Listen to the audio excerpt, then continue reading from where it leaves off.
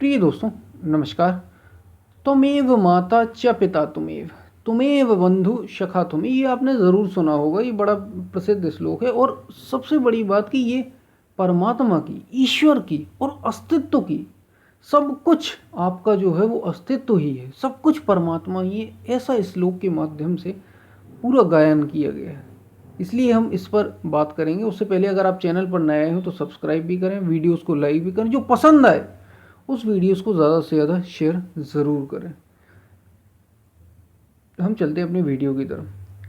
त्वमेव माता च पिता त्वमेव, त्वमेव बंधु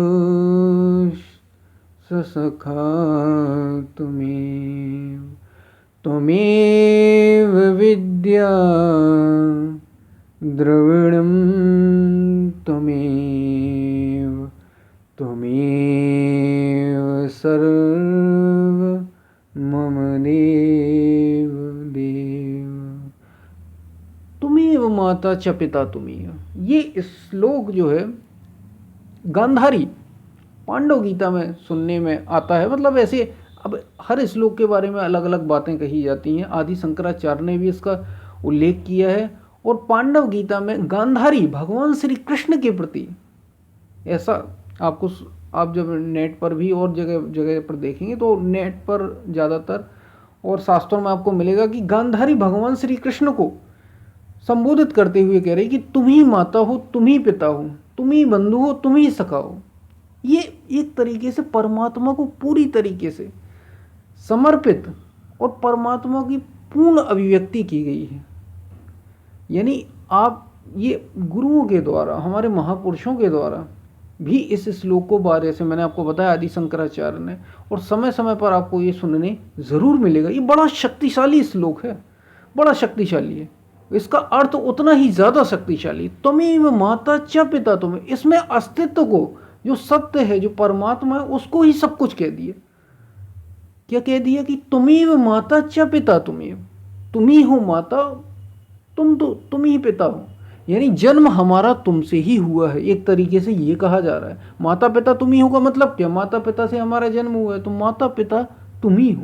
कौन? बस वही परमात्मा, वही सत्य जो इस सबको जन्म देने वाला है, जो जन्म से पहले भी था, जन्म जिसमें हमने लिया है और हम जिसमें रह रहे हैं, जो पोषण कर रहा है और जो हम जिसमें लीन हो जाएंगे जब शरीर नहीं रहेगा, मृत्यु के बाद भी हम जहाँ रहेंगे, वो सब कुछ करने वाला वही परमात्मा है। तो उसी को पुकारा, तुम्हें वो माता च पिता तो, यानी सब कुछ हमारे जन्म देने वाले तुम ही हो।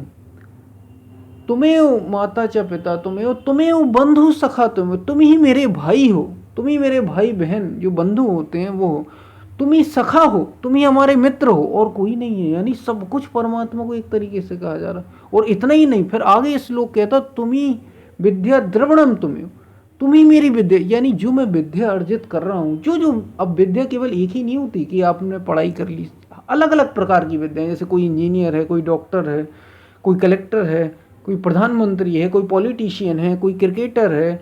सारी जितनी भी विद्याएं होती हैं वो सब तुम ही हो। यानी आप जिस जिस भी विद्या में पारंगत होंगे, निपुण होंगे, वो सारी विद्या उस परमात्मा की शक्ति से ही तो आ रही है, ये इसमें बताया गया है।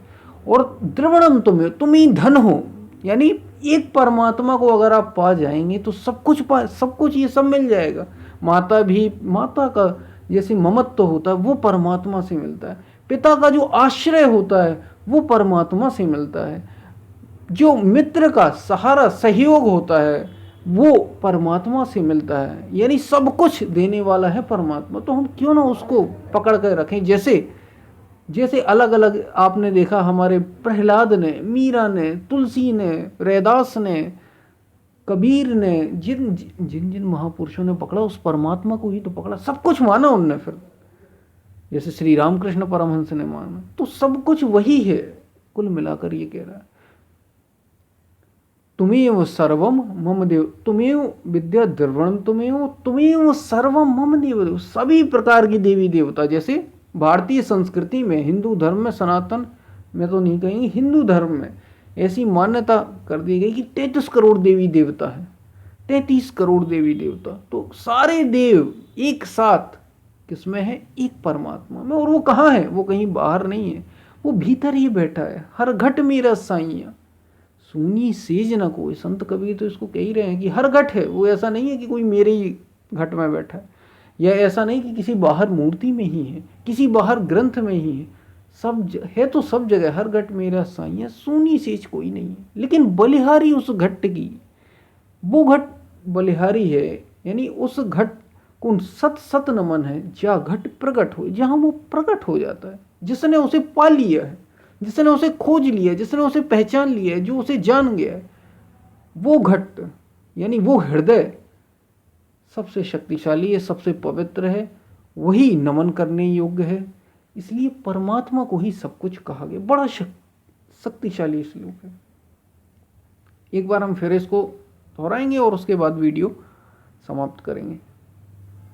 तुमेव माता च पिता तुमेव, तुमेव बन्धुश्च सखा तुमेव, तुमेव विद्या द्रविणं तुमेव, तुमेव